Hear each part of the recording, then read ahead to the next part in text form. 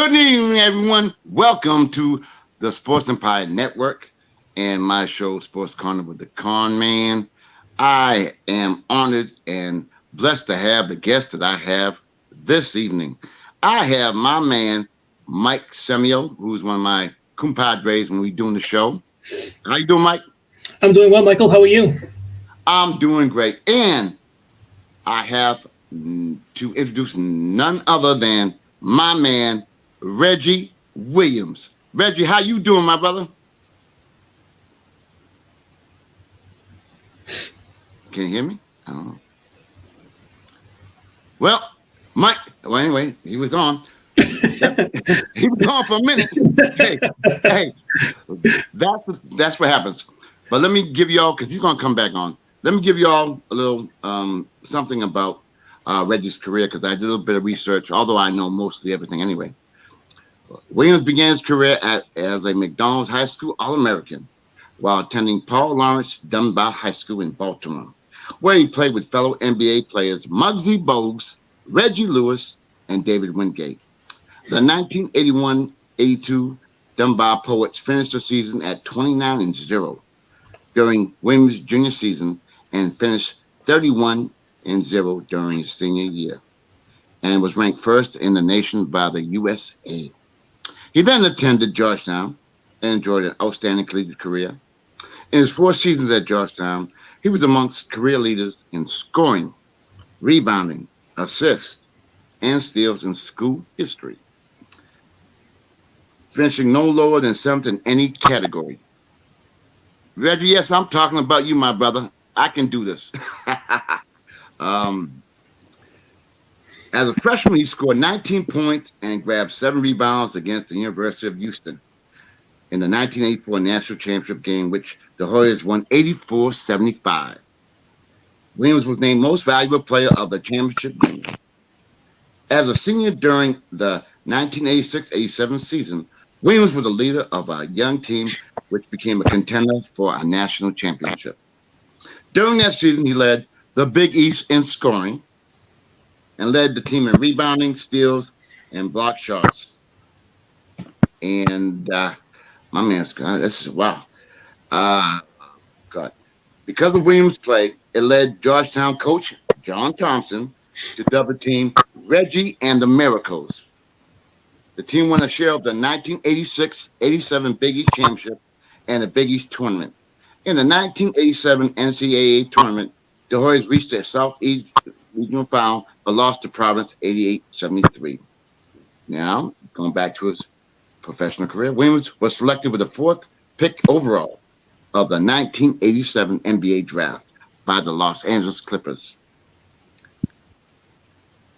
On December 12, 1987, Williams scored 34 points and grabbed 8 rebounds in a loss against the Seattle Supersonics.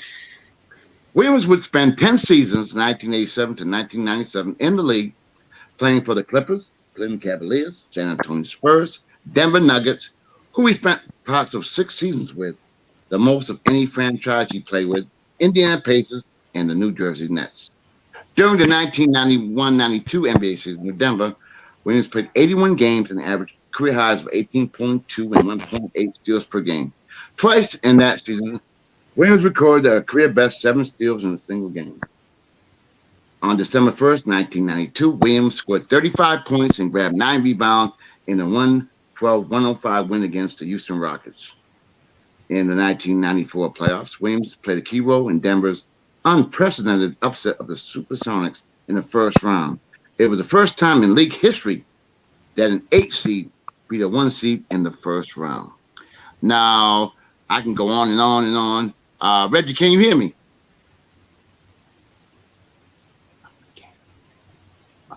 I guess we have a little bit of difficulty him hearing us. Mike, when I asked you to come on the show, what was your first thought about Reggie? Well, just those Georgetown teams, and sort of a very brief relationship I have with Patrick Ewing and his involvement with Georgetown and how significant they were in the Big East. You and I watched that from afar, but you could see the impacts that school had and how they took it upon themselves to really dictate play when they played. You know, those teams that played against Georgetown at that point really had to adjust their style to them because they knew they were going to come after them. Like they were going to play hard. It was going to be an intense game, and you had to bring it. You had to make sure you were there and you were present to go up against that type of competition. And you know, that was that period of time, which was relatively still, the Big East was still young. You know, and that competition, everybody was looking at that league. I mean, there were great leagues already. The ACC was a great league. The SEC had some good teams, but the Big East just really represented something else. That those teams were going to play hard. And if you're going to go play them, you better be ready because they're coming after you. Oh, no doubt. And you know, a little thing about Reggie. He was on one of my other shows with Steve Burgo. New Bedford Cable Access, in which he was fantastic. And I'm not sure most people know, he led the nation and was the #1 player in the nation as a high school senior, and played what they say is or was one of the best high school playing teams of all time. And what's your thoughts about that? Well, we should probably get Reggie's thoughts on that because Reggie, I'm trying to get him on, man. Yeah, I'm here. Okay, Oh, good. yeah. All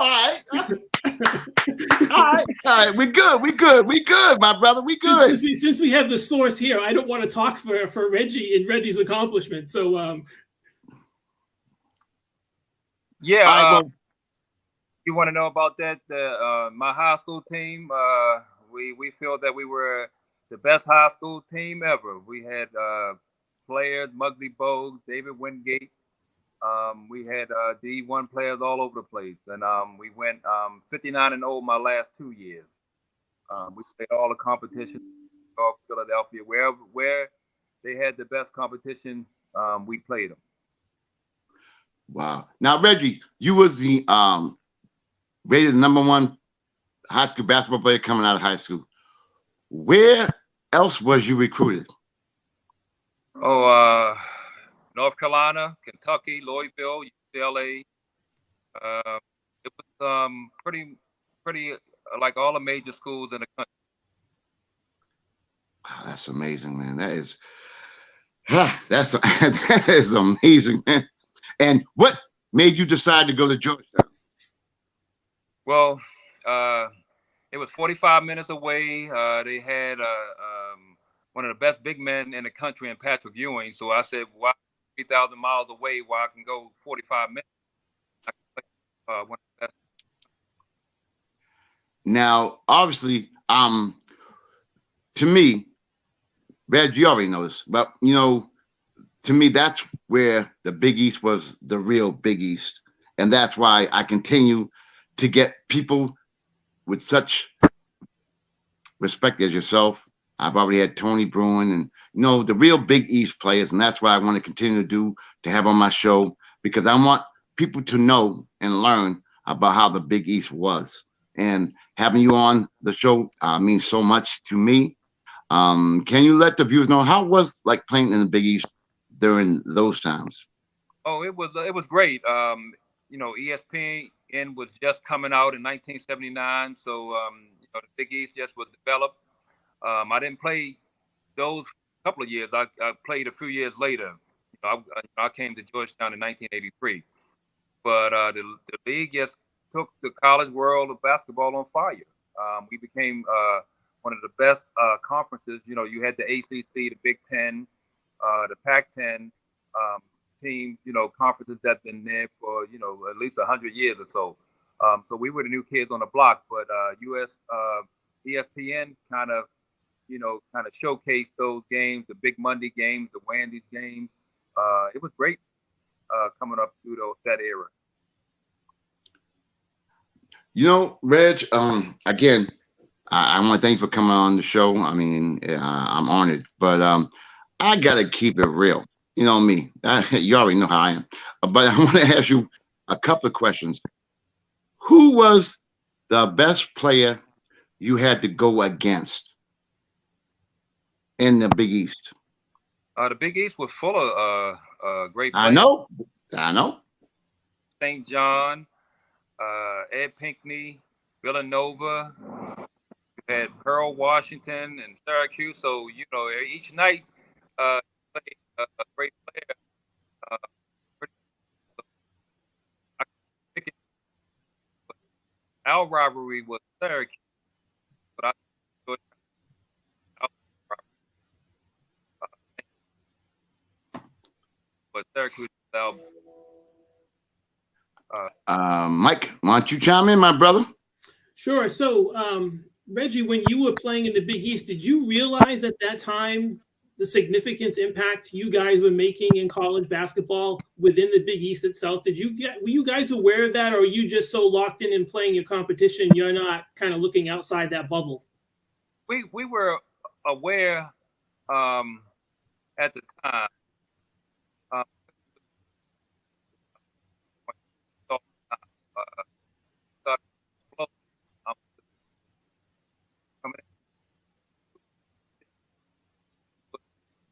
Want to be something, we just want to be a part of it. Reggie, feedback's not coming in too good, my brother. We can't really hear you, but I can assume what you're going to say. You can hear me? A little better now. A little better now. I was saying that we kind of knew that the league was kind of special because of the type of play that was coming. And so we just want to be a part of something special.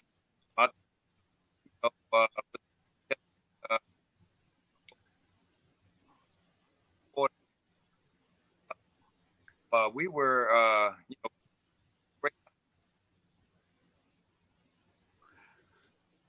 Yeah, from my impressions, as a kid in college at a Division II school, watching all of this was that sort of place in time for you and your teammates and the rest of those schools that were playing in the Big East, that a bigger goal was at being achieved at that time, which was national recognition for those schools, along the East Coast. And so everyone was looking at that with bright eyes about this is really great to see every night, that guys going after each other every single night. And then when the Big East tournament rolls around, you guys, everybody's so well worn through that season that it's like the survival of the fittest when you kind of get through that tournament. And then you go to the NCAA tournament, it's like, oh my God, it's like how much further you're going to go and how much further you're going to push. But that's where I think basketball in its its national perspective, especially as you mentioned with ESPN, just grows leaps and bounds at that point. Yeah, we were battle tested, regular season, a Big East tournament. And after all that fighting, grabbing, doing the Big East season, we're ready for the AA tournament. We're ready for battle test. Yeah, and when you guys played in the Big East, there was no hidden secrets any longer. You guys knew each other inside and out. So it was just, okay, who's going to survive? Who's going to play well for that period of time? And I can remember watching those games and just being so impressed with the fact, as I mentioned earlier, just how high the competition was. And it didn't matter if it was the first round or the finals. Everybody was going after one another. And, Michael and I, ex-players watching that, always, you kind of latch onto those things when you see that because you want to be part of that, right? That's something you always dream about, is that level of competition every single night. Yeah, it was high. The competition was high. Just wanted to beat those teams on the road. I could win home or away. So it didn't fair time. We were so confused, so high levels that we could go in.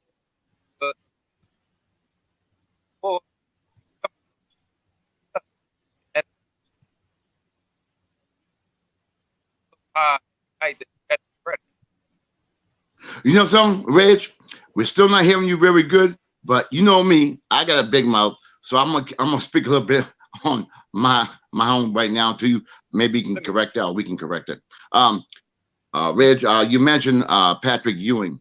As you know, Mike and I are from the South Coast area, and Pat Ewing and I are pretty good friends. We go back. I'm a little older than him, when he was at Cambridge Venture Lanton. He had a backcourt teammate at Cambridge Venture Lanton named Kyle Hobbs. I'm sure you might be familiar with him. Mhm. But anyway, he ended up playing at UConn and with Connie Thompson and all them guys. And, Reg, I claim that I am a basketball historian. And sometimes I think I am. And sometimes I think I'm not. I've had the pleasure of having the great Sam Jones on my show, and which brought me to tears because of what the man went through in the Boston Celtics of years gone by. And I think that with Mike and myself, we can resonate with the Big East the way it used to be, as opposed to the way it is now. It's bombarded with 8,000 games on ESPN, all these games. And, when you guys were playing, and I was watching you guys on TV, there wasn't that many games on ESPN or NBC or ABC back then. And it was great to watch you guys, and the way you guys had, I think you put so much fear in other teams, and it was a great thing to see. And Reg, I've been following your career because that's what I do. You've had an outstanding career, but what was it like? And I'm sorry I gotta bring this up, Reg, but I have to. Mm-hmm. We lost one of the best players who was your high school teammate and became a friend of mine. I can't say a good friend, but a good friend, Reggie Lewis. Can you let the viewers know what your feelings was towards Reggie Lewis, please? Yeah, Reggie, he was a great player. He came up. We didn't play youth basketball together. We played against each other. Oh, okay. So he went to Patterson High School, and of course, I went to Dunbar. He transferred in his junior year. So he was the sixth man on our team. I mean, we were that good that Reggie Lewis had to come off the bench. What? He had to come off the bench, and so he served that role for 2 years, and then he still, got a scholarship. He was recruited, and he wound up going to Northeastern, and that in history, he became a great player. He high scoring freshman. He had a great career at Northeastern, and then Boston Celtics. He was pretty much home in the Boston area, and Boston drafted him, and he played well for Boston to the tragic ending. Yes, indeed. Reg, I got to tell you a little quick story about how things come in circles. One of my best friends in the world, David Lato, I don't know if you're familiar with him, but he was the assistant coach at Northeastern who recruited Reggie. And he called me up. I was at work. I got this guy. He's going to be in the NBA. And I looked at him. I said, nah, he ain't that good, bro. He ain't that good. And obviously, I was proven wrong. But you know what I mean?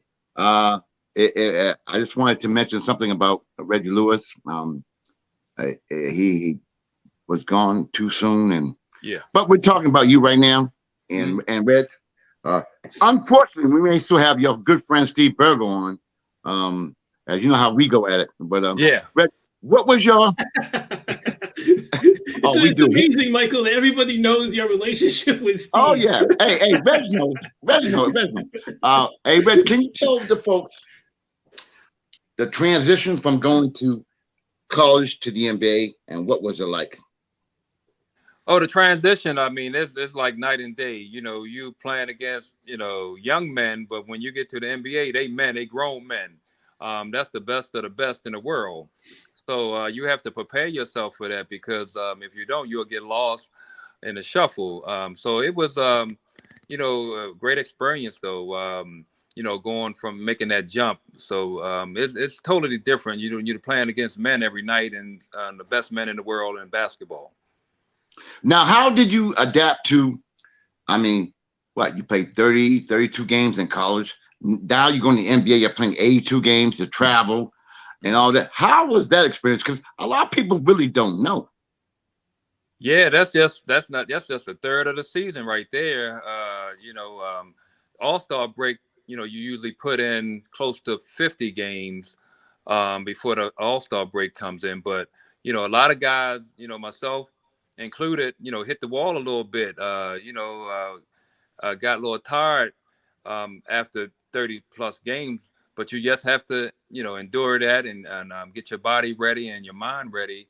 But it's 2 different seasons, pretty much 2 or 3 different seasons. You go to All-Star break, and then if you're fortunate enough to get to the playoffs, that's the final season right there.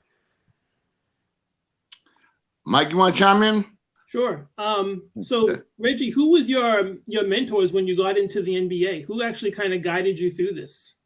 Well, when I got drafted by the Clippers in 1987, we had 6 rookies on the team, and everybody else were, veterans, at least 8, 9, 10 years in the league. So Norm Nixon was a mentor. I had Larry Drew, Donnell Valentine, Earl Currington. We had a bunch of guys. We had Mike Woodson, now the coach at Indiana, back home in Indiana. So we had all the veterans that came from different places, came to the Clippers. Yeah, some pretty good players you just mentioned there, by the way. Oh yeah, pretty good. Yeah, they had pretty good college careers and pro careers. They were nice. They were good. Very good. Very, very, very good. Reg, what was the hardest thing preparing for the NBA?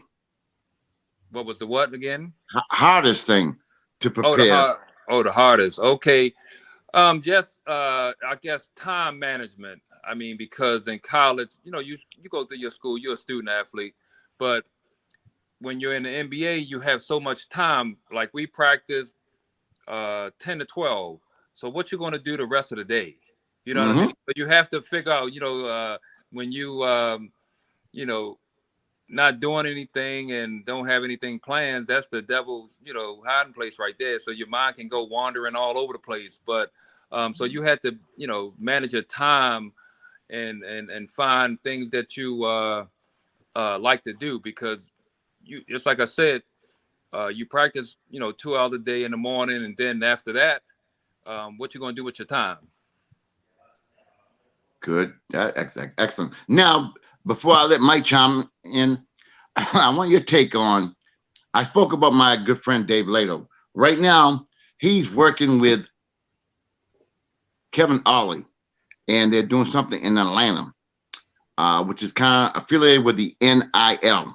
I'm sure you're familiar with that because you're a coach now, so you know what I'm talking about. What is your take on players who are maybe 16, 18 years old, making $100,000 to $500,000 a year in the NIL, and really haven't gotten to prove themselves? Now, you as a coach now, what do you think about that? And do you think it's taken away from Division I, Division II, Division III, especially when a lot of kids from the hood have an opportunity to, receive some money to take care of their family, and they choose to go in this route to help their family?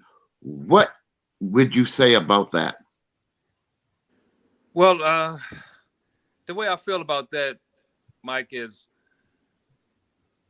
they could have found a better way to do it. I mean, it kind of watering down the college basketball and college sports, because now it's not really college sports, it's professional, because you can go somewhere and say, well, I'm gonna go to the highest bidder. So that's no more amateur in college sports anymore, because you're getting paid a certain amount. If you don't like that amount, you can go somewhere else.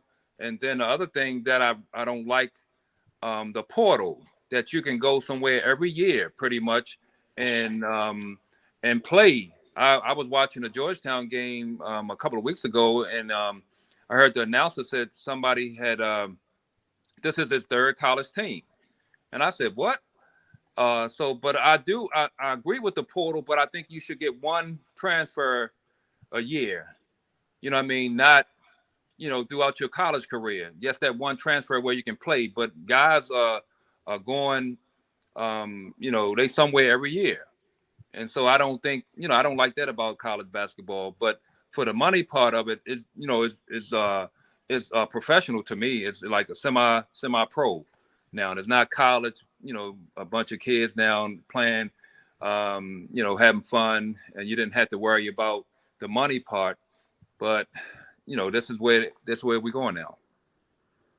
Good point. Mike, you want to interject?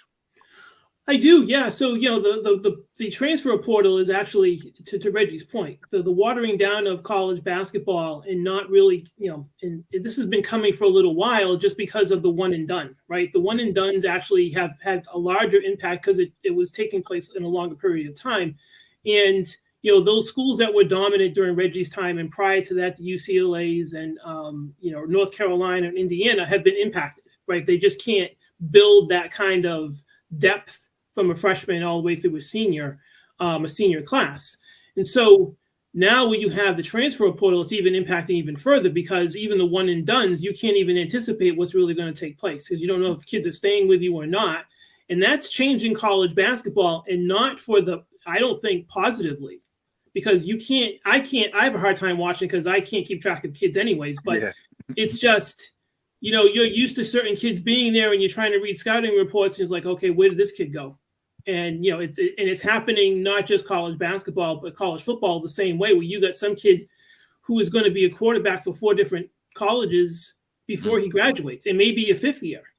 So it keeps compounding where those organizations and those schools really can't keep track of this, and they're not able to really anticipate what's really going to take place as far as success. And I don't really see a way out of it at this point. To Reggie's point, the money is starting to follow some of this in some of those schools, and those kids are moving on, and that's really hard for those schools to anticipate. And I think for kids too, because that's a lot of movement. That's getting acclimated to a particular school, coaching, and I don't think they're giving themselves a real chance to. And Michael, you and I talked about this, about really being taught. And that's really difficult as you're trying to develop. And if you have any sort of goals to go on to the NBA. Yeah, I agree with that. And also another point is, the guys, when they traveling so much to these different teams, just like you said, is a watered down. There's no continuity. You don't hear about one and dones anymore that much because it's so fluid right now. Yeah. And I think that's what one reason the coach from Villanova left. He said he just couldn't deal with it anymore. The NILs and the portal is a whole lot of stuff you have to deal with as a coach. And I'm pro for the guys getting paid, but I think they could have came up with a different system than what they have today.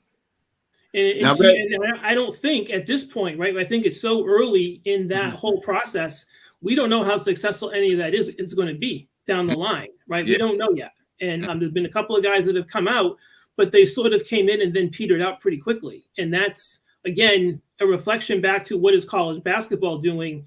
And Reggie, to your point about the watering down of this, I don't know if the parity in college basketball is accepted as it is in pro basketball at this point, because there's no great team in college basketball right now. Anybody can beat anybody, and I'm not really saying that's good basketball either. I'm not sure yet. And with pro basketball, it's the same way, right? Everyone, there's a pecking order that exists, but a lot of those teams that are in the middle are all fighting each other off because of the parity that exists. Yeah, like North Carolina this year started off number 1, and they worked themselves out of the top 25. Because it's so much. It's the watered down. The players are not that good.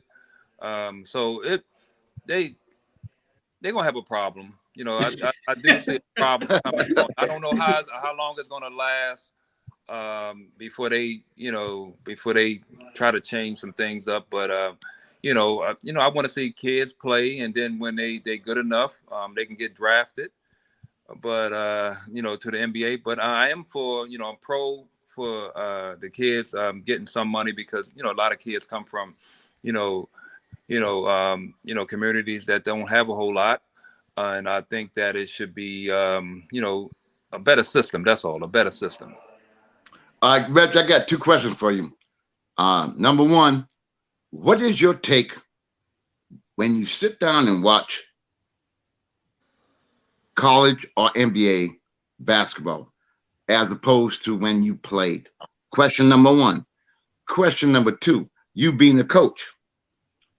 I mean, you were the best of the best. Is it difficult for you to coach others because they obviously are not going to have the talent that you had? So how can you relate to coaching when you did it probably a lot easier than the kids or youth are coming up today? How do you handle that? Well, I did coach high school basketball for 10 years. I haven't coached in since 2013. But the guys, they don't play basketball like we play. You know, they what I mean is they don't, you know, we came from the blacktop. You know, Absolutely. I mean, everything, you know, we did growing up. I mean, I learned fundamentals at the age of 10, and that took me all the way through, you know, until I retired. I think they play a lot of games now with this AAU circuit. So they don't have enough time to really practice. And then they try to gather all the good players. I know I'm in the DC area, and they have some good AAU teams here. And if they go on to tournaments, they get, you know, a top player from New York, a top player from Philly to come in on that team to try to win these tournaments. So it's not a whole lot of practice time. It's not a lot of guys working on fundamentals to build up for the rest of their, you know, basketball career. So that's missing. You know, they just playing a bunch of games, getting seen by coaches and things like that. And it's good for the guys who are talented, the cream of the crop, because that's who the coach is coming out to see. But the middle of the road guys have a problem with that. That is very true. Now, what do you think about the AAU as a whole?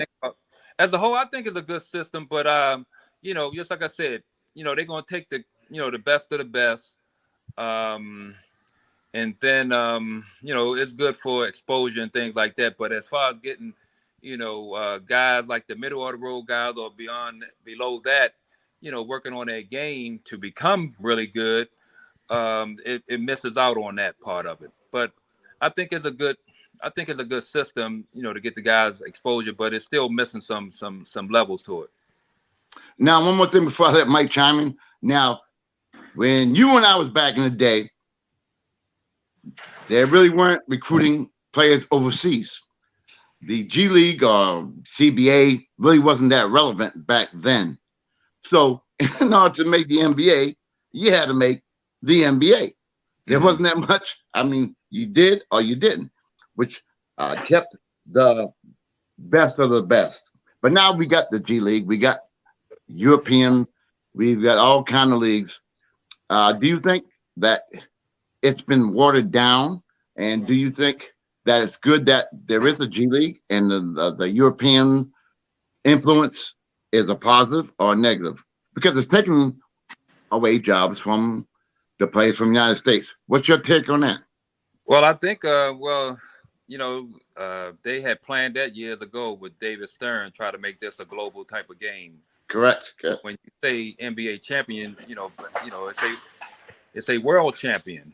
So part of the world is Europe and everywhere else, That's right? true. So That's now true. that we have an influx of international players, we play like the international league players. You know, jump shots.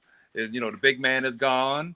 You know, there's no more Shaq sitting up in the lane and Kareem type of players, Patrick Ewing sitting up in the lane going through the big man. So we don't go through the big man anymore. We go through 3-point shooting. And they brought that. So we play like the European basketball. And, you know, I particularly don't like all the 3-pointers. You know, one player can shoot 15 or 20 by himself. I remember when we were coming up, if we would have shot 5 or 6, you know, the coach looking at us strange. You know, what are you doing? You know, take that ball to the basket. But now, you know, the game is played like the Europeans. There's an influx of European players in there, and that's how we play now. Go ahead, Mike. I just want to follow up on that one point, because what's interesting is the old European leagues, which the Russians and the Yugoslavians had really great teams, they had big guys. They had some good guards, but they had really big guys, and they don't come to the NBA until they're older. Yes. So their impact is not nearly as vast as the guards who come, who can shoot, who can handle, can get to the basket. It's very strange how the evolution took place with those players. And now to Reggie's point, yes, we have adopted the 3-point shot in how they play, because again, everything's being driven by money, where this is now turning into more entertainment as opposed to just driving to the basket, taking it to the basket. Someone please post up inside, because there's room in there to actually do something. And it seems like we just ignore that as games go on. And that takes away from that ability to actually have kids who are coming out of this country, or European kids who are good size, who are just standing outside in the 3-point line, just taking that shot all night and never want to go to the basket. And so the culture has changed, right? How we look at that, how we look at the NBA, how we look at college to a certain extent has changed, where offenses start now 5 feet outside the 3-point line, and everything evolves from there. Everything is a pick and roll, screen and roll, screen and pop.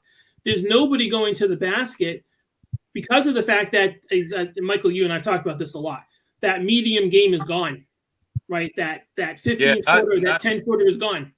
That's true. That's true. Not many players can hit that 15 to 18-foot shot. You know, they either shoot a layup or a 3-point shot. And everybody has adopted that. You know, every team in the NBA has adopted that type of style of play. And it's going to go on for a while. You know, I'm just, hoping one day that I see the big man come back.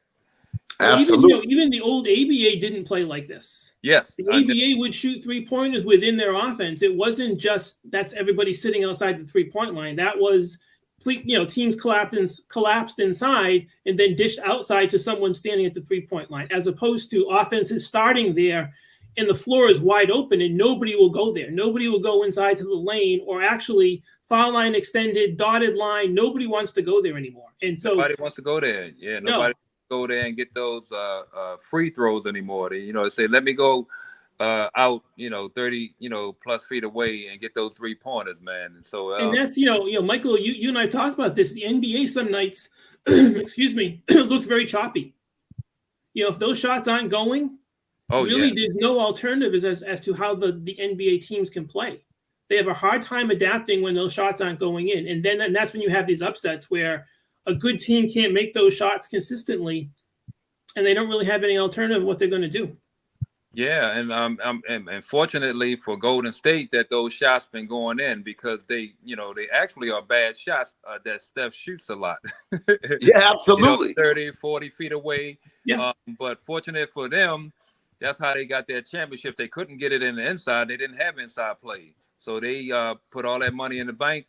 And then the 2 best shooters pretty much ever that I've seen, 1 and 2, put that ball in the basket. But so they got championships out of that deal. Now, Reggie, I have to ask you this question. I've been dying to ask you this question. You said 1-2. I think you played against somebody who might be in that category. Let me give it. I think he graduated from LSU, and he played for the Denver Nuggets, if I'm correct. Yes, he did. You know what I'm talking about, huh? Yeah. Now, how do you think he would fare in today's NBA's game? For those of you who don't know, I'm referring to Chris Jackson, who obviously changed his name. And because he changed his name, and what he believed in, he got barred from the NBA at such a young age, and he had a speech impediment, if I'm correct, or something like that. He had Tourette's. Yeah, Tourette's. I watched him play, and I'm telling you, I don't know what y'all feeling is. He was right up there. What's your feelings on that? He was up there, but Chris Jackson, who became Mahmoud Abdul-Rauf. Yeah, I forgot. He was more of a shooter. Steph is probably a combination of he can handle the ball and shoot off the dribble, or shoot coming off of screens. Mahmoud didn't shoot off of screens like him, like Clay and Okay. Steph. Mhm. And so it was a little different, but he could put the ball in the basket also. So, and he wasn't a standstill shooter. So that's why I didn't say Chris Jackson. But, if the ball was in his hand, he could make his little moves and the ball be up and away. But, guys like Steph and Clay could, shoot off of screens, and they can shoot, stand still. They had the combination of that. What was your take on when you played? Obviously, you played quite a few years in the NBA, and you played for a few teams. And what do you think were your best years? And what do you think maybe were your not so good years? I'm probably early on, making that transition from the college game to the pro game. I came from the East Coast going West Coast to LA, and the Clippers, when I got there, they were 12-72, I think. They had 12 games before I got there. They were in San Diego, and they moved to the LA area. And so most of the guys who, had pretty decent careers, they were at the end of their careers came, to the Clippers. That's why we had 6 or 7 rookies on the team. Wow. So they were kind of used to losing. I wasn't used to losing. So I kind of got a little frustrated, got down, and, didn't pick my game up. So the first couple of years that I was in the NBA, I was trying to find my way, trying to get my confidence back because, we lost. I mean, we lost a lot. Yeah. Mm-hmm. So my 3rd or 4th year, I went down to San Antonio, and Larry Brown was the coach there in San Antonio. So him and Greg Popovich, before Greg Popovich became, this Wow. NBA. Okay. Yeah. Okay. Nobody knew about Greg Popovich. He came No, from a small school in Pomona, California, because when we had our training camp, he used to coach out there in Pomona. And so, they worked with me, building my confidence, and I got my confidence back down in San Antonio that, hey, I knew I could do this. This is like, this easy for me. So about my 3.5 of the fourth year, I started turning things around. When you was at your best in the NBA, could anybody stop you? No, in Denver, that's when I, became, the Reggie that, you recognized in college. You know what I mean? I was going to the basket, I was running, I was doing the things that, made me a, very good player. So that was the best of my time when I was in Denver. I was there for like 5 or 6 years. So that had, impacted me a lot in Denver. Paul Westhead, who used to coach the Lakers, when Magic, rookie year, they won a championship. He instilled in me, yes, go play. He didn't want to hear about what anybody else had to say about me. He just said, go play, Reggie. Play like you know how to play. And I went out there and did that. Go ahead, Mike. So, Reggie, with all the teams you played, all the players you played with and against, what was one of the great what ifs for you as far as, if I had done this, this would have happened? If I had done this, walk me through one of those if you could. Well, there's a funny story. Before Chicago started winning championships. And so I guess I was out in Vegas with my wife, and I had, Coach Thompson, John Thompson was out there with Mary Finland. So we had dinner, and Coach, we were talking, about old times, new time. And so he said, Jerry Krause was looking for me. And so Coach was saying, he was telling me that. I said, why didn't you give him my number? So, so that was the what if right there. If I'd have got on that team with Scotty and Mike. Lord have mercy. Lord have mercy. So it never, it never developed or whatever. But that's the what if. I still, I tell my wife all the time. I say, what if he'd have gave him my number at that time? Somebody looking for me, give my number. So that's the what if. Ooh, that is a what if. And that was before they started winning championships. That's when they was having hard time getting, past Detroit. Correct. Which was my team back in the day. My boy Isaiah was my guy, but we don't have to. We ain't got to go there. But anyway, did you ever play against David Thompson? No, David. A little younger for me. Yeah. Yes. Yes. He. I came into the league in '87, and so Thompson came in. 77, 76, or somewhere around there. Yeah. Somewhere around there. Yeah. Yeah. Okay. I just wanted to know because that's my guy. Like I got a little gray. I'm 58 now, so I'm not 65 or 66, man. Oh, like me. All right, you're gonna say that? We can go there. Okay, that's all right. That's fine. That's all right. Oh man, this is great. Now, I want to bring up something again. Pat Ewing. Right now, your Georgetown team is not doing very well. No. So, what do you think's gonna happen? It's tough, man. The last count that I heard, we haven't won the last 24, 25 Big East games. That's unheard of. And so it doesn't look good. It doesn't look good. So I don't know what might happen. I really do. I really do not. I know he gave himself some time when he won the Big East tournament, but a lot of guys that was on that team had left out. They transferred to other places. So he can't keep consistently have those type of players on the team because everybody's looking for opportunity. You can't coach the guys like Thompson coached us. You can't coach them tough. You know what I mean? So I think that's one of the problems there too. Patrick still got the old school ways, and a lot of those guys, they don't want to be coached like that. So he's let me intervene you on that because you said coach tough. Can you because obviously this is shown around the country, and we may have some high school or maybe collegiate players. And when you say coach tough, what does that mean? I mean, coach you, curse you, curse you out.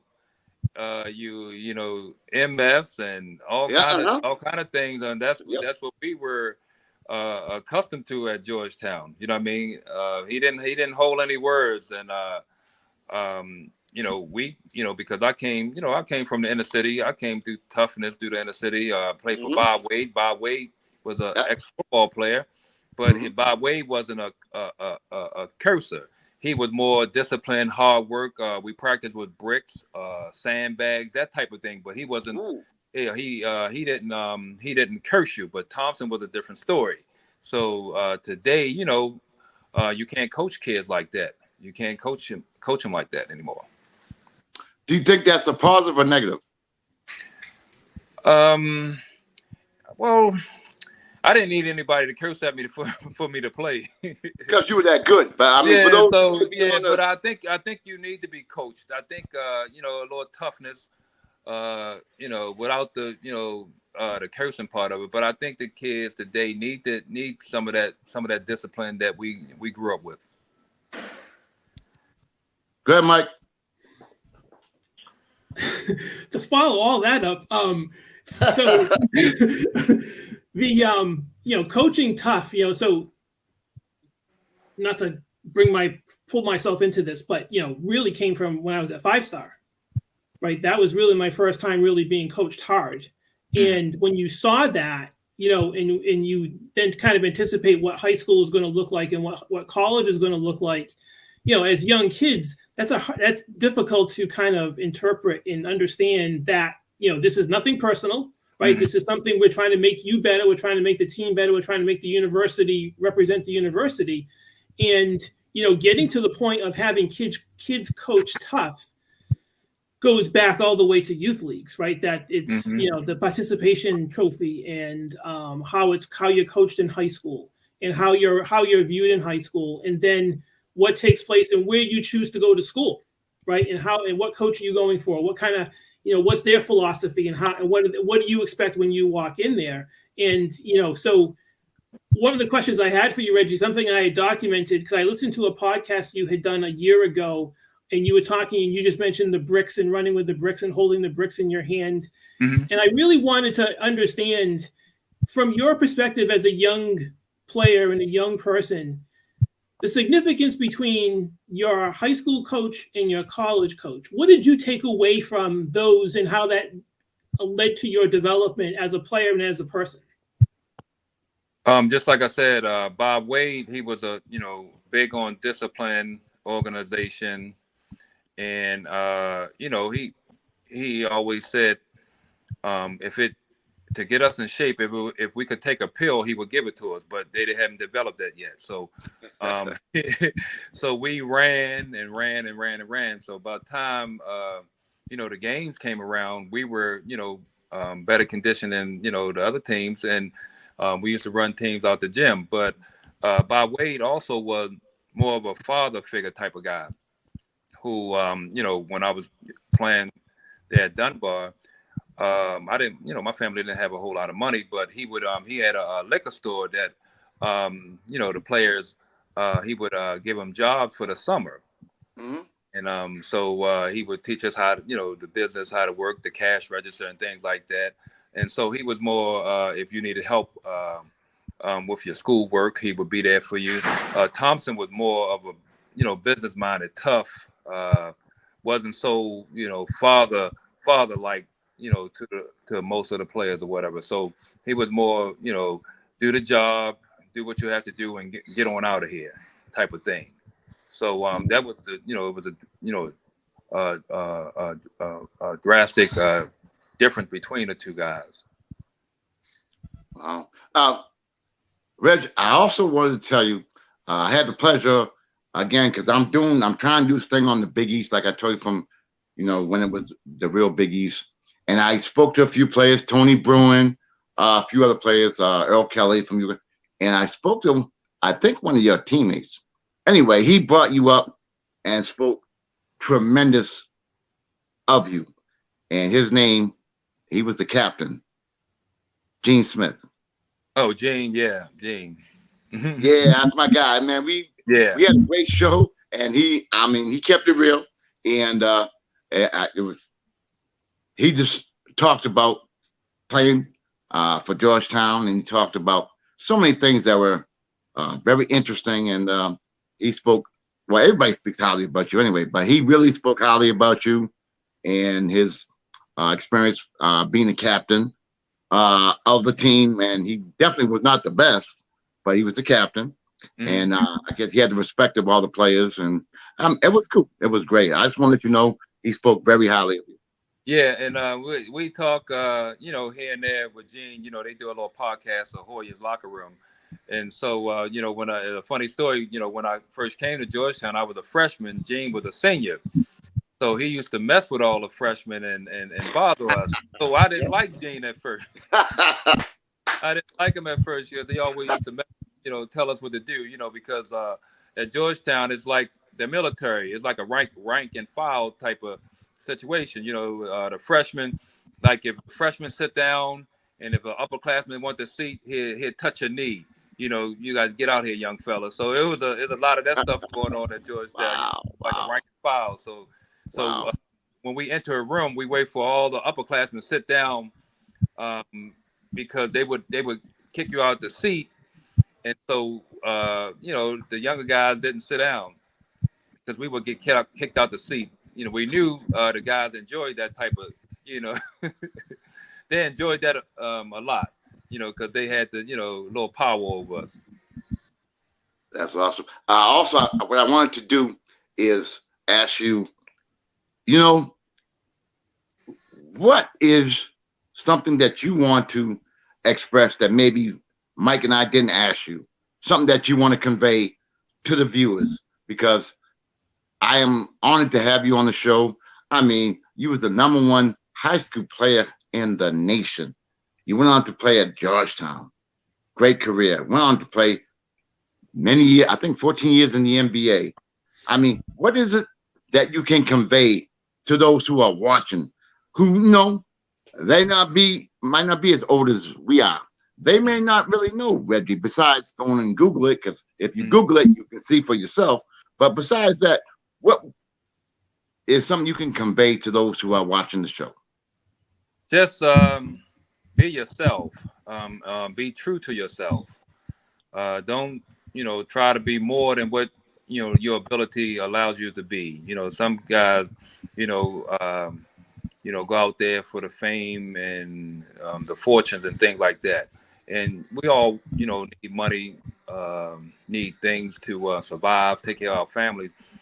But my things that I would say to a lot of young people is just be true to yourself. Surround yourself with a support system, family, friends, or if you are married or have some significant other, make sure you have that support system, and not people who just tell you yes all the time. Sometimes you need people to say no, that ain't the right thing to do. So just be true to yourself. Go ahead, Mike. So Reggie, what are you up to now? What are you doing now? Well, I'm still at the school. I help my wife out. We have a program called Books and Basketball, after school program that I come down around 3 to 6:30. My wife is an educator for like 15 years, and so they do the educational part, the homework, the arts and crafts type of things, and I'll come in and teach basketball to middle school, elementary school, pretty much. Mm-hmm. And if they're good enough, I'll put them in a league, like an AAU league or some kind of league, to try to get them some kind of experience. And so I work with them, during the week, and so that keeps me busy. I had restaurants, and I did that type of a thing, on the restaurant and things like that. But I'm pretty much a homebody, other than the things that I'm doing today. Excellent. And I gotta give you a shout out, because for those of you who don't know, Reggie was one of the best high school collegiate NBA ball players, and he still took the time to come down to South Dartmouth, Mass, at the Burgo Basketball Association, and that's where I first met Reggie.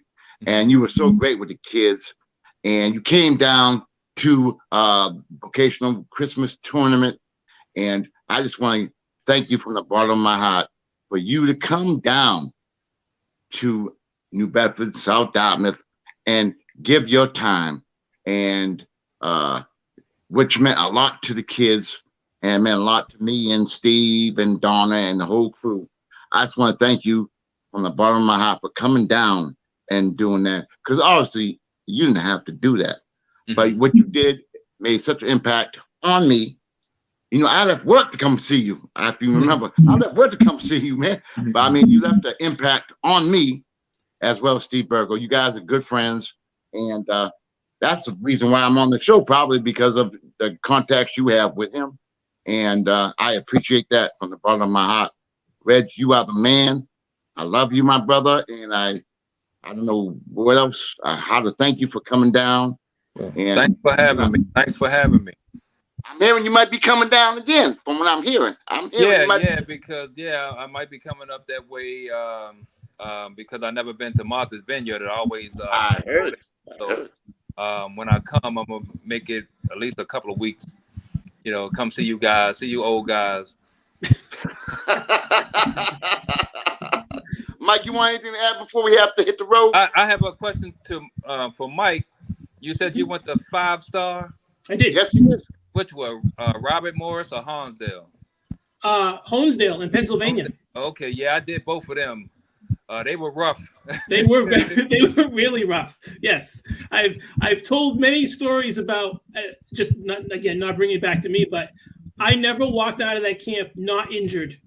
I always came away with something sprained, something hurt, something cut, just because the competition was just, it was there. It was there every day.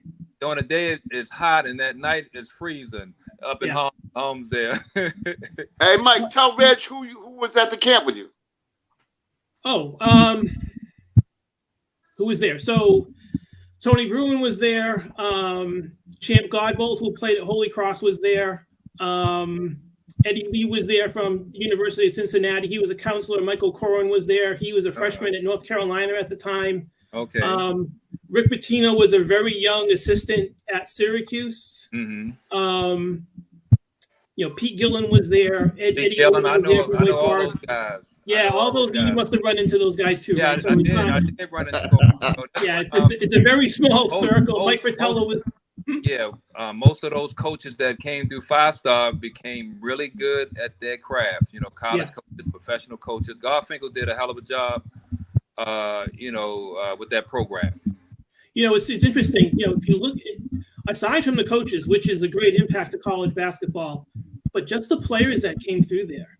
There's not I'm not in this group, right? But there's not a great player that really doesn't touch 5-star or 5-star doesn't touch them. No. And wherever it was from Michael Jordan down, Moses Malone goes through. Moses Malone, that's the first one, yeah. Uh-huh. And Moses was just again just a man's body at a young age, and just really kicking everybody's butt. Michael, I mean, those stories about him going to that camp are legendary. And so when you follow those things and you're a part of that, it never leaves you, and it's something that I cherish a lot. And I spent 2 summers there, which was a great eye-opening experience every summer. And it was great competition, horrible food. Oh yeah, Michael. So the first year we go, right? So you're exhausted, and they're talking to you about what breakfast is going to look like, right? So this was Mike Fratello telling everybody pancakes and waffles, and it's boxed cereal, it's powdered milk, and water, right? So that's all you have. Bologna, and everything. Yeah. Yeah. So the next summer I go, Mike, I've got food everywhere in my bag, in my bunk, and I'm bunking with all these guys, these young guys from New York, who would not stop. They befriended me immediately when they saw the food that was coming out of 5-star and the food that I brought, which was just junk food, but it was just something that we kind of bonded over. Hey, Mike, we survive off the canteen, and just like you said, I lived off peanut butter and jelly sandwiches at night. Yeah, it was really tough. I mean, Michael, when I mentioned to you that how stressful it was, that was part of it, right? Those coaches were putting it to you every day because they wanted you to see what college was going to look like and what that competition was going to look like. And it started right from the beginning when you're going to stations. Man, you're really getting pushed hard first thing in the morning. There was no off switch to this every single day. And the games were crazy. You couldn't shoot outside because the rims were really tight, and it was always a little bit of a breeze going through because the camp was really on just like this big playing field that they put basketball courts on. So there was nothing shielding you from weather, and it was always a little bit breezy. So everybody's taking the ball to the basket. Everybody's getting knocked all over the place, but it just opened your eyes to what the competition would be like when you go to the next level. Well, Mike, I didn't have no problem shooting my shot. I know that. I pulled. Look at this. I pulled 3 MVPs out of that camp shooting them jump shots. Ay. So, but he's right. He's right. You had to shoot through the wind. I mean, at night, the cold, the wind. It was elements and everything. So, but you know what? If I had to do it again, Mike, I'll do it again. I would too. And one of the great lectures I ever experienced was my first time hearing Hubie Brown talk. Mm-hmm. And Hubie Brown spoke to you like you were 28 years old. Right? Yeah. He was not talking to teenagers. He was putting it out there to you about what was going to take place, and there was no BS coming out of Hubie. And again, it opens your eyes to what's really taking place, and just.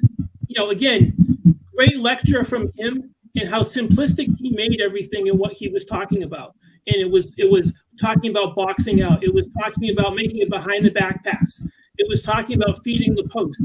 Just simple things that you're not really aware of that you're doing automatically. But those little things, those little bit of that little teaching that he gave, carries with you when you go play your next game or you go play for your high school, and you can communicate to your teammates and say, look, try it this way. This is what it looks like. Yeah. So it's those types of things that were impactful to me. And Reggie, I'm not anywhere near your level. My success is pretty good for my area in New England, but those types of experience, I would never turn those away again. I would never walk away from that. I would go back again. Okay. Well, guys, I'm not happy with either one of you because I never went to 5-star. I didn't go to 2-star, but I did go to Red Outbacks basketball camp. And a year before I went, a couple years, Adrian Dantley was there. So I'm familiar with that. Mm-hmm. And, he's from DC, you know what I mean? Yeah. So I know about that. But I have not had the experiences that either one of you have had. But, I have learned and watched both your careers, especially you, Reg, from the get-go, you know what I mean? And again, I think it's time we go. But anyway, ladies and gentlemen, I want to thank y'all for tuning in to the Sports Empire Network on my show, Sports Corner with the Conn Man, with my very special guest and friend, Reggie Williams, and my boy, Mike Semiao. Reggie, thank you so much for coming on my show. I was hoping Steve would come on, but we may have to do something another time. He said come on again? He said he was too busy. Whatever. Anyway, will you come on again, my brother? No problem. You got my number. I got you, my brother. Thank you for coming on. Thank you, Mike. Nice talking with you. All right, see y'all later. Have a great night. God bless. All right, you too. All right.